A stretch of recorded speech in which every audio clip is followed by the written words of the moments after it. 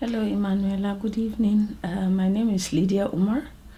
I'm from the Kaduna city, and professionally, I'm a teacher with over 30 years of experience. I've been teaching in the Kaduna Polytechnic, although currently I'm on sabbatical for 1 year at the famous Ahmadu Bello University Zaria, both of them in Nigeria. I got a PhD in curriculum development in the year 2001, and somehow along the way I got involved with development work precisely around 1997, and we decided to come together with some other lady to start an organization, and it took off formally in the year 2000. It's called Gender Awareness Trust. We are on the net, and I serve as its executive director right now. Gender Awareness Trust has been on for long. We started with dealing with only gender issues, but in the year 2000, 2001, when we had the very bad crisis that is usually referred to as the Sharia crisis in Kaduna, when the Muslims wanted the Sharia to be introduced and Christians said they didn't want the Sharia, we found out that people were preoccupied with the crisis and the conflict and could not even listen to anything gender or whatever. So we decided that we will also focus on peace building. And since then, we've been working in the area of peace building and conflict resolution. And I served for 6 years at the West African Network for Peace Building, Nigerian chapter, and currently I'm the vice chair of the same West African Network for Peace with headquarters in Accra. For the last 6 years, I have served as faculty staff at the West African Peace Institute, Accra. So every September, we train men and women from all over the world in the area of, I specifically train on the program of women, gender, and peace building. For 2 years, I trained under the program of youth and peace building. And so that is what I have been doing in the area of peace building. What are the major challenges in your city at the moment? Well, in Kaduna, our major challenge, I would say, is first of all security, which is general.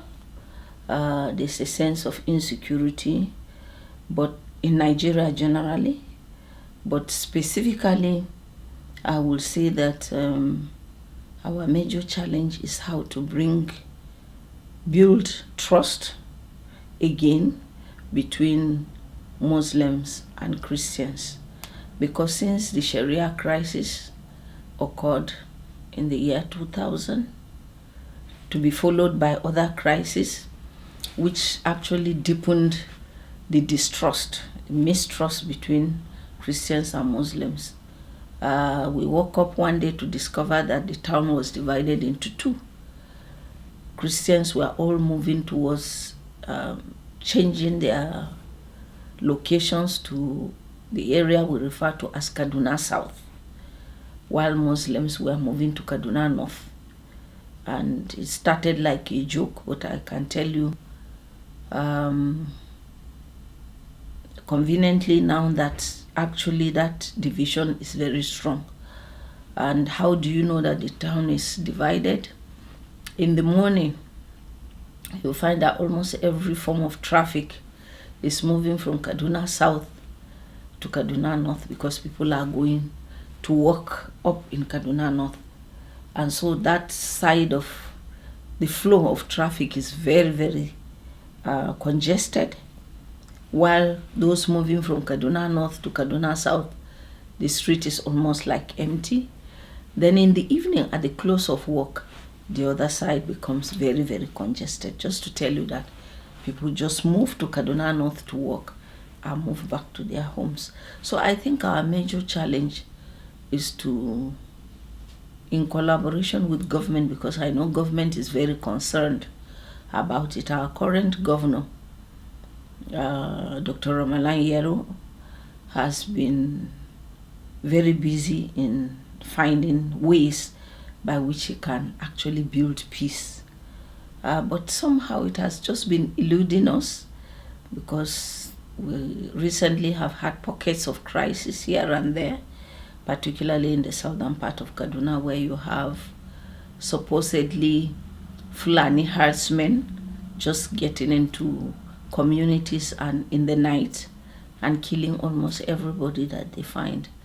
And so that has been a big challenge in Kaduna State in particular. And you know, Kaduna also is located in the northern part of Nigeria. So we have already come, I mean, it's a city that already has its own challenges, particularly in terms of low level of education. And now I'm talking about the women in particular. Low level of education, low level of participation in politics, very little economic activities, and so on. The state actually is almost like 50-50 Muslim Christians, and that's what makes it very complicated. But with the efforts that civil society organizations like ours, like that of Interfaith Mediation Center, you know, Ashafa and James, and many others, with the efforts that we are putting in, it seems to be growing, some level of growth in trust again. You find Christians and Muslims actually doing quite a lot together. This is the second time you said that you participate in the Forum for Citizen Transition. Mm-hmm. What do you think about this experience? Has it been enriching? Emanuela, you know very well it has been very, very enriching for me, and that is why even when I was finding it difficult to get funding to come, I still struggled and made sure that I was here. But I've seen the potential of FCT as very, very high, and a forum that has about 16 cities that have gone through crisis coming together to talk about those crises. There's something about talking about your issue. It has a way of relieving you, and especially when you speak with others, you kind of encourage them to know that, oh, so if this city could actually come out of that crisis, then it means that we have hope. So you give hope to others.